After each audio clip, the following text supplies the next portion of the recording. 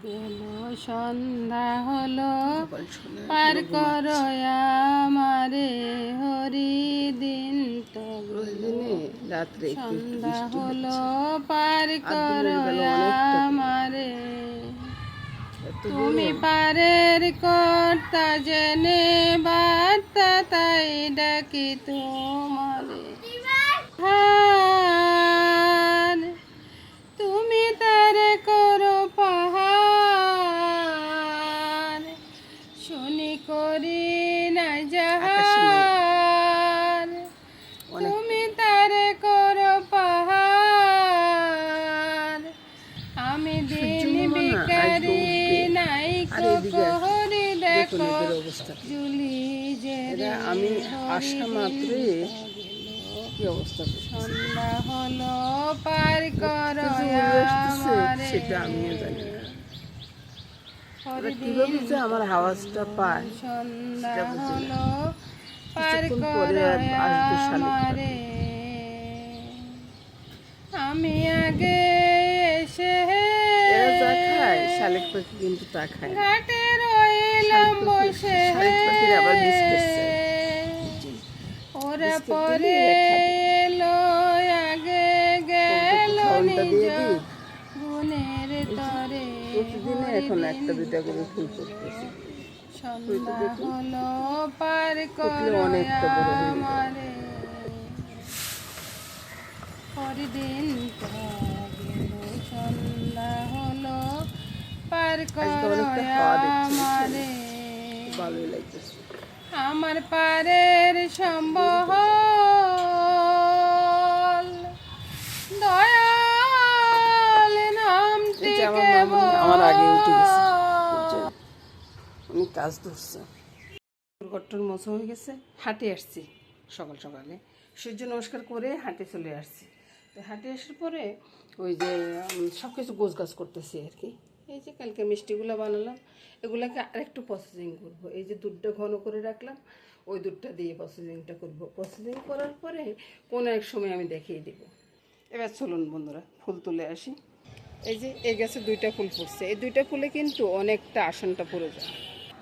এবার এটা ফুল ফুটে না, বুঝছেন? একটা সরপা গাছ আছে যা দেখাচ্ছি আর কি। এই গাছে কদিন পরে অনেকগুলো ফুল ফুটবে। এই গাছের ফুলগুলো নিয়ে নিই। দেখুন গোলাপি গাছে অনেক ফুল ফুটে, সাদা জবা গোলাপি জবা এগুলো অনেক ফুটে, বুঝছেন? এগুলো তো পেলাম জবা ফুল, এবার আমি নয়নতারা ফুলগুলো নিয়ে আসি। এই তো বন্ধুরা গাছের ফুল টুল মিলিয়ে সব কিছু সাজিয়ে সুন্দরভাবে রেখে দিলাম। এবার পূজা দিতে চলে আসবো। জয় গোপালের নাম নিয়ে ফুলগুলা সাজিয়ে রাখলাম। এদিকে বন্ধুরা আমরার আচারটা চলতেছে। তা আমরাটা কীভাবে প্রসেসিং করতেছি দেখুন। খোসা শুদ্ধ ভালো করে ধুয়ে নিয়েছি, একটু ওই যে শিলপাটা দিয়ে শিলনোড়া দিয়ে একটু ছেঁচে তারপর ব্লেন্ড করে নিচ্ছি। আর এদিকে আমার মামনি বসে ওই যে কুটনোগুলো কেটে দিচ্ছে। সব কাজ যদি সব মিলেমিশে করে করা হয় না, কাজ করতে বেশিক্ষণ লাগে না। এটা শেষ করে আমি 1 কাপ চা খেতে যাব। সকালবেলা বারান্দায় বসে 1 কাপ চা। আর এই যে দেখুন নীল আকাশ দেখা যাচ্ছে। আর একটা শালিক পাখি আসি কিচিরমিচির করতেছে একটু বিস্কুট খাওয়ার জন্য।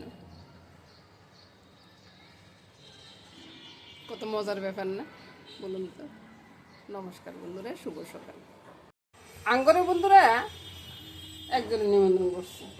তো নিমন্ত্রণ করছে কি দুপুরিকে আইন।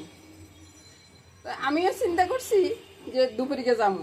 তো দুপুরিকে যাইয়া দেখি যে দুপুরের কোনো নিমন্ত্রণ নেই। নিমন্ত্রণ করছে কোন বেলা? কাবাব পরোটা খাওয়ার জন্য। কাবাব পরোটা খাওয়ার জন্য, কাবাব পরোটা তো রাত্রেই খায় না। তো এখন আমি এতক্ষণ অপেক্ষা করলাম, পরে ওরাও চিন্তা করলো যে দুপুরবেলা আসলে নিমন্ত্রণ করে মনে ভুল করছে। আর ওটা এই তো বন্ধুরা চাটা করে নিচ্ছি, বুঝছেন? চাটা করে নিয়ে তারপরে এদিকে আসুন। এই যে দেখাচ্ছি তরকারিগুলো রয়ে গেছে। কালকে একজনের নিমন্ত্রণ করছে, বুঝছেন? নিমন্ত্রণ করছে কি কাবাব পরোটা খাওয়াবে। তো আমি চিন্তা করলাম কাবাব পরোটা খাওয়াবে নিমন্ত্রণ করছে, ওরা তো টাইমের কথা বলে নেই, টাইমটা একবারে বলে নেই। তা আমি চিন্তা করলাম যে দুপুরবেলায় চলে যাই। দুপুরবেলা যদি যাই তাহলে তো ওই যে আমাদের তরকারিগুলো বেঁচে যাবে আর কি। তো এই তরকারি বেঁচতে গেলে তো ওই তরকারি দিয়ে আমাদের পরের দিন আবার চলে যাবে, সেই জন্যে তরকারিগুলো রয়ে গেছে। তো এখন আমি কি করব বলুন তো, এখন কি করব, এখন ওই যে এ তরকারি দিয়ে দুপুরবেলা খেয়ে নিব আর কি। আর বাদ বাকি যদি কিছু থাকে সেটা রাত্রেও চলে যাবে। আর ছেলেরা জিজ্ঞাসা করলাম, বাবা এই তরকারি দিয়ে কি হবে? তো ছেলে বললো যে বাসি তরকারি খাবো কেন মা, একটু কিছু পাক করে নেন, তারপরে ওইটা দিয়ে খেয়ে নেব। ছাঁটা ঢেলে নিলাম, ছাঁটা ঢেলে নিয়ে আপনাদের মেশামশাইকে দিয়ে আসি, পরের কথা পরে হবে। এবার দুপুরবেলা রান্নাতে চলে আসলাম বন্ধুরা, বাইরেও অনেকটা আওয়াজ হচ্ছে বুঝছেন। মাছ এখনও ধুয়ে আনি নেই বুঝছেন। তো প্রথমে পেঁয়াজটা কেটে নিয়ে আসছি, চিন্তা করলাম যে পেঁয়াজটা আগে আগে মেখে নিই। তো পেঁয়াজটা মাখানো হচ্ছে, আর এটা হলে আমার ছেলের আর কিছু লাগবে না আমার মনে হয় আর কি। তো খেতে করতেছি আর কি। এই যে একটু তেল দিয়ে দিলাম, আপনারা কিন্তু সর্ষের তেল দিবেন, আপনারা সূর্যমুখী তেল বা সয়াবিন তেল এগুলো কিছুই দিবেন না, সর্ষের তেলটা দিবেন, খেতে না অসাধারণ লাগবে। আমি সর্ষের তেল খাইতে পারি না তাই দিই না আর কি, সেটা আপনারা বুঝে নেবেন। পরে চিন্তা করিয়েন না যে আমি সর্ষের তেল দিনে আপনারা সর্ষের তেল দিবেন না, এরকম কোনো চিন্তা করবেন না।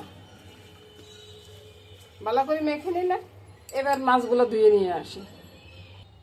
এই যে কুমড়ো পাতাগুলা ধুয়ে একবার ভালো করে পরিষ্কার করে নিয়েছি।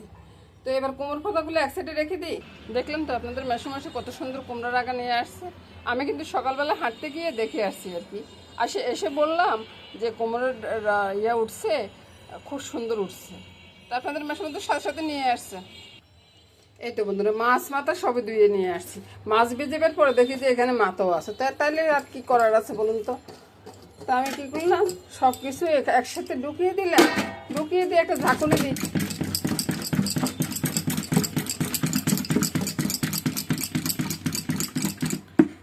এবার দেখুন তো সব মাখানো হয়ে গেছে না।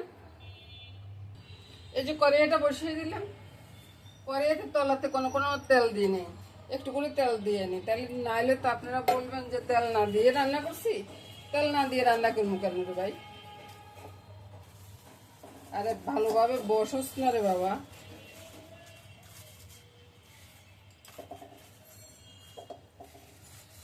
কে কে এভাবে খেয়েছেন? খেলে কিন্তু বলবেন বুঝছেন। পাতরা শুধু যে কলা পাতাতে হয় তা না, পাতরা আবার এইভাবেও হয় বুঝছেন। এই যে প্রথমে পেঁয়াজটা দিয়ে দিলাম, পেঁয়াজের সাথে একটু মাছও পড়ে গেছে আর কি। তো সব কিছু দিয়ে নিই, তারপরে দেখাবো নাকি আগে দেখাবো আপনারাই বলুন।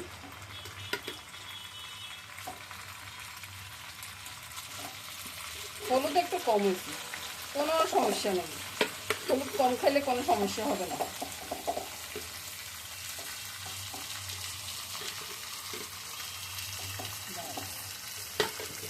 ব্যাগ করে কাচিয়ে কুচিয়ে সব একসাথে ছেড়ে দিই, একসাথে ছেড়ে দেওয়ার পরে তারপরে সব দেখাচ্ছি, তারপরে আর একটু তেল দিয়ে দিই। তো এবার আরেকবারও আমি পাতা দিয়ে একটু ঢাকা দিয়ে দিই। চুলার আঁচটা কিন্তু একবারে বাড়ানো আছে বুঝছেন, কিছুক্ষণ পরে কিন্তু আমি কমিয়ে দিই, তাহলে পাতার একটা সেন্ট উঠবে। কলা পাতা না থাকে শুধু কিনেছে, বাস চাপা দিয়ে দিলাম।